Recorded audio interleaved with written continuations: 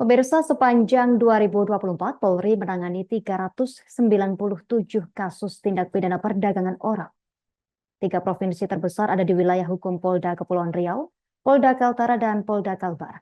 Di Kaltara, total sepanjang Oktober 2023 hingga November 2024 alias dalam sebulan, 20 perkara TPPO ditangani. Sebanyak 22 orang tersangka.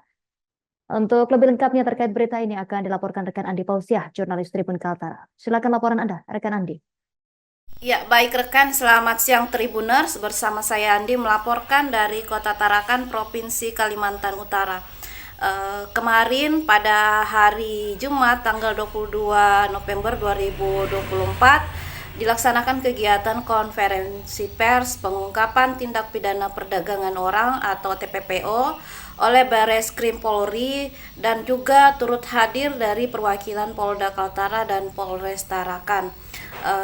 Adapun kegiatan konferensi pers ini dalam rangka mendukung program Astacita Presiden RI Prabowo Subianto yang dilaksanakan secara virtual melalui Zoom meeting pada hari Jumat kemarin.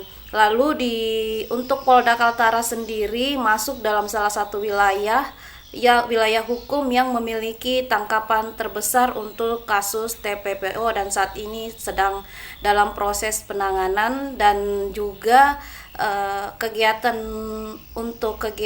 virtual sendiri dari Polda Kaltara dilaksanakan di Aula Paten Polres Tarakan.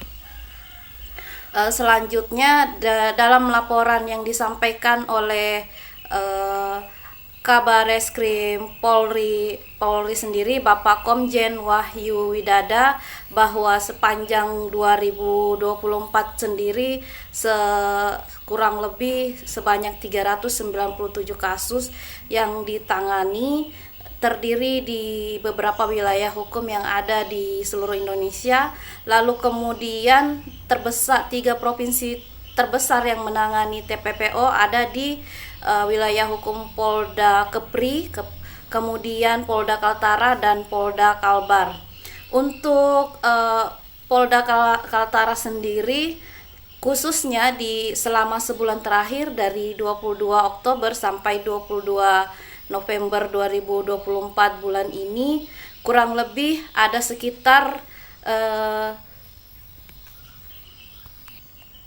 20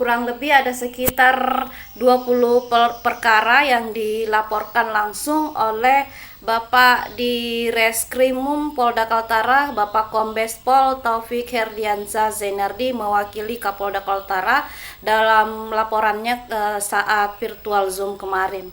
Dari 20 perkara TPPO ini sendiri didapatkan tersangka sebanyak 22 orang dan korban yang berhasil diselamatkan sebanyak 108 orang. Saat ini korbannya ada yang sebagian sudah dipulangkan dan juga ada yang masih disimpan di shelter Dinsos Tarakan untuk menunggu proses yang ditangani oleh Polda Kaltara selesai, baru kemudian mereka nanti akan dilakukan pemulangan.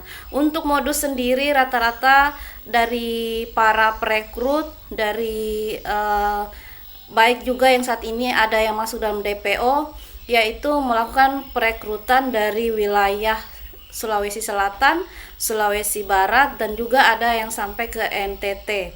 Kemudian mereka diiming-iming dengan gaji yang cukup tinggi bekerja di Malaysia, namun juga mereka dijanjikan untuk berangkat secara gratis dan nanti akan dipotong setelah mereka bekerja di sana selama kurang lebih beberapa tahun. Nah, dari pengakuan para korban saat dilakukan pemeriksaan, mereka rata-rata direkrut dari orang terdekat, pelakunya dari orang terdekat yang merekrut di wilayah mereka ataupun di sekitar wilayah kampung mereka sendiri. Lalu kemudian dari hasil interogasi yang dilakukan serta modus operandi yang dilakukan, memang rata-rata mereka diberangkatkan menggunakan kapal penumpang Pelni, misalnya berangkat dari Sulawesi menuju ke Nunukan. Namun karena beberapa pengungkapan di Nunukan dan Sebatik saat ini gencar dari aparat melakukan pengawasan dan perketatan, mereka mengalihkan pola pindah ke Tarakan, dan setelah di Tarakan dilakukan juga gencar pengawasan dan penangkapan seperti yang kemarin dilakukan oleh Polres Tarakan. Ada 2 kali tangkapan, di mana yang pertama berhasil menyelamatkan 13 orang calon PMI ilegal, yang kemudian tangkapan kedua berhasil menyelamatkan 4 orang calon PMI ilegal, ada yang berasal dari NTT Kupang dan juga dari Sulawesi Selatan. Mereka akhirnya mengalihkan pola penurunan penumpang di Balikpapan, dan untuk itu pihak di Reskrimum, Polda Kaltara dan Polres Tarakan akan berkoordinasi dengan Polri dalam hal koordinasi dengan bersama stakeholder terkait untuk pengawasan keberangkatan orang dari daerah asal, karena dari daerah asal yang khusus menuju Kaltara, karena memang untuk proses penurunan penumpang sendiri, misalnya di Pelabuhan Malundung Kota Tarakan, sulit membedakan mana penumpang dan calon PMI ilegal yang akan bekerja di Malaysia. Demikian rekan, saya melaporkan dari Kota Tarakan, Provinsi Kalimantan Utara.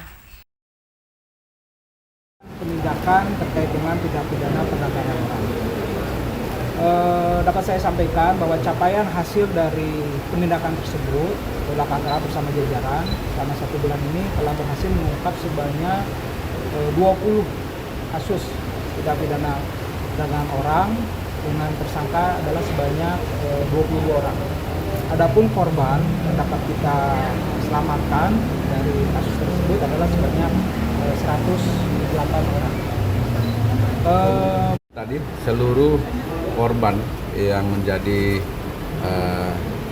satu kesatuan di dalam upaya pencegahan ini, nanti setelah list yang kami terima nanti dari teman-teman penyidik, maka ini akan kami cocokkan dengan KTP dan dikelompokkan ke daerah asal yang akan dipulangkan. Nanti kalau sudah didapatkan, maka nanti kami akan biayai pemulangannya mulai dari titik keberangkatan pemulangan sampai di daerah asal. Kalau memang nanti ada kendala, maka ada. Download Tribun X sekarang, menghadirkan lokal menjadi Indonesia.